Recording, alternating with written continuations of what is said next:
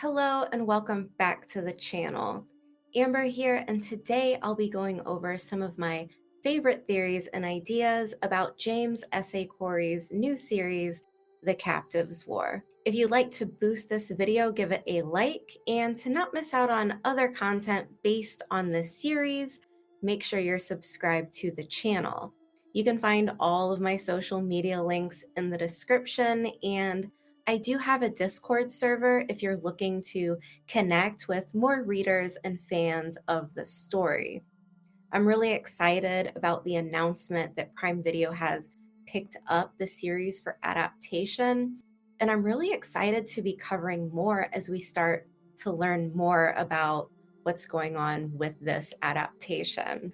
So before we start, just so you know, this will be covering everything from The Mercy of Gods to Livesuit, so this is your spoiler warning. So the first theory revolves around the idea that humans are the great enemy of the Carax. And the question is, why didn't the Carax immediately recognize the humans on Anjiin when they've been at this war with the great enemy for such a long time? And the main idea would be that either one, the humans aren't this great enemy, or that the last encounter with the humans was so long ago that all of the memories have kind of been lost to time. In the books, they do call it the Long War, so I think it's possible that this has been going on intermittently for thousands and thousands of years, much longer than the planet of Anjin has been inhabited. The passage of time in this series, I think, is left really ambiguous. And I think this could be by design because it prevents us, the readers, from really knowing how much time has passed as our characters reference things like the brain space or the time dilation that happens. But there's also the idea that David and the survivors from Anjin are the only pure humans left, and the Carax just haven't met humans face to face yet. And I think it would be a really interesting concept if there are no more humans left in the universe besides the survivors from Anjin and these remnants of humanity like the live suits, the swarm, or the bioengineered constructs created by humans that were mentioned in The Mercy of Gods. I think this could be a really fun twist if it turns out to be true, because it really forces the characters to work with what they've got and kind of rely on their own self-preservation rather than another group of humans showing up and rescuing them and saving the day.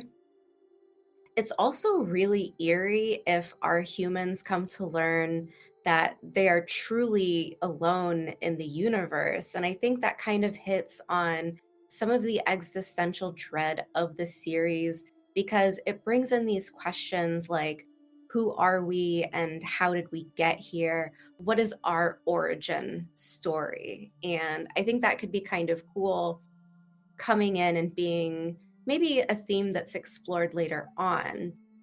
Now, the next idea is kind of an interesting one, and that is based on a quote from author Daniel Abraham. And it's about the Captives' War being a retelling of the book of Daniel from the Bible via a sci fi lens. So, when you strip away all that is divine from the book of Daniel and you look at it purely in a context of themes, you'll see a lot of stuff like the resilience in the face of oppression, the individual versus the state, the corruption of power, human fallibility, cultural identity, and one of the really big ones is adaptation. And I think this is like a huge word for this series because adaptation is one of these building blocks of the story because it's a concept the Carax seem to really struggle with because in their society, what is. So if this becomes part of the backbone of David's plans and our survivors somehow making out of this alive, I think it would really fit within the story. And when you look at it as a whole, I think the book of Daniel is essentially a story of resistance literature. Now, the next theory revolves around this other life form that the Karax found on Anjiin. And this happens in the mercy of gods. The Karax ignored this other life form because they didn't think it was useful enough to really pay much attention to. And there's this idea going around that this life form could come into play later. Personally, I think there are a couple of options. One being that this organism, which is described as a large underground root structure, it could come back into play later as a Chekhov's gun. So it seems like a seemingly minute detail, but it could contribute to the overall narrative. And I think it could become key for the survivors of Anjin defeating their captors. So either defeating the Karax, or if we see something like a twist where our captives actually need to defeat the swarm. So, like the Karax, the swarm's most noticeable detail is that it works like a hive mind or this big unified consciousness. And if we assume this other organism on Anjin is a fungus, the mycelial network within fungi is probably the closest thing that we see on planet Earth, similar to having, this quote unquote hive mind. So if you keep that in mind, I think it's possible we learn that the swarm was either created, inspired by something that our original humans already found in nature. And if the swarm becomes a threat to the current group of humans, if our Anjin survivors understand its commonalities with the mycelium network, then this could be the key to defeat it. And I think our group of scientists are in this perfect position to utilize something like that as a plot point of the story. Like I said, though, it's very possible that it's just like a key point into the humans figuring out a weak point in the Karax biology and using it to defeat them. The next theory revolves around Anjin and how it was inhabited. And I think there are mainly three ideas about humans ended up on this planet and why they're there. So let's talk about these options. So the first is an ARK project. So ARK, A-R-K, not art project, which this would suggest that Anjin was a part of a plan to preserve humanity's biodiversity. So this would kind of leave Anjin as a backup for life of the original homeworlds. The second idea is this theory that Anjin was actually just a group of people that wanted to escape fascism from the timeline that we see in Livesuit, where we meet Kieran and his ex-girlfriend we find is later imprisoned because she was a part of some type of what seemed like a resistance group.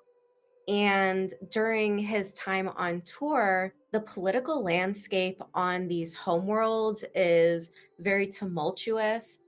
And it's kind of hinted at that there was some type of information leak. And it's, in my opinion, probably that the humans found out that the government was using the live suits, which turned human soldiers into basically tech. And I think this fits pretty nicely with the story because obviously Livesuit is there for a reason. And I think that learning about the unrest on the homeworld during that time could play a key point later.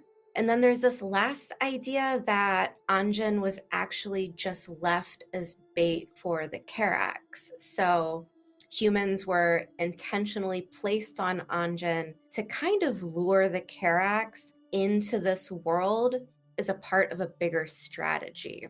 And personally, I don't know which one of these ideas that I like more, But I do think that if Anjiin was left as bait, it would be cool because it definitely creates some tension if our characters eventually learn that this was their entire purpose. So I feel like David learning some information like that would kind of ramp up the feelings that he has towards the swarm or whatever is linking him to the original humans that Anjin came from. So this last theory is in regards to some of the other species that have been conquered by the Carax and if they will come into play later on. So we know the title of the series is called The Captives War, and this could very easily be named after our human captives from Anjin. But we see that the Carax have also taken species from all over the universe. And once David obtains this translator box, we get stories from these other species and learn a lot more about their lives and societies. I think it's possible we could see our Anjin survivors a little bit as a parallel to the Carax, where the Carax use these other species as essentially as slaves, but it's possible that our humans could end up working with these other species and joining forces with them and combining, all of these biological advantages in a way to work together to fight their captors. So it's this question of could the captives war include other captives of the series? And as we've seen in The Mercy of Gods, David seems to be really preoccupied with learning about the biology and sociology of the other creatures. His intuition and survival capabilities kind of hinge on what he can suss out from these other species. And we've seen him base some of his tactics on this type of data as a way to survive. So personally, I think this would fit really nicely into what we already know about his character. And also, this could absolutely just be wishful thinking on my part because I really want to see the other species utilized in a war setting. I just think that there are so many reasons why the other species, with all their many attributes and advantages, are in the story, but this would just be a really entertaining one to see play out. I definitely have a thing for strange space creatures being tactically deployed in a space opera setting, and I'm absolutely biased here. But that's what makes the series so much fun. It's been a while since I've been able to dig into a new story, and this one really feels like it has limitless theory crafting opportunities. So, with that said, if you enjoyed this video, please hit the like button. If you're not subscribed, go ahead and feel free to do that too. I will definitely be covering more of the series as time goes on. I think Livesuit was probably my favorite book of 2024. So personally, I'm just really excited to see more from James S.A. and their new media company. I'm absolutely thrilled that The Captives War has gotten the green light from Prime Video. I mean, this is really, really great news for anyone who's a fan of sci-fi. And with that, if you have any more comments, questions, theories, please drop them into the comment section. I really hope you enjoyed this video, and I will see you back next time.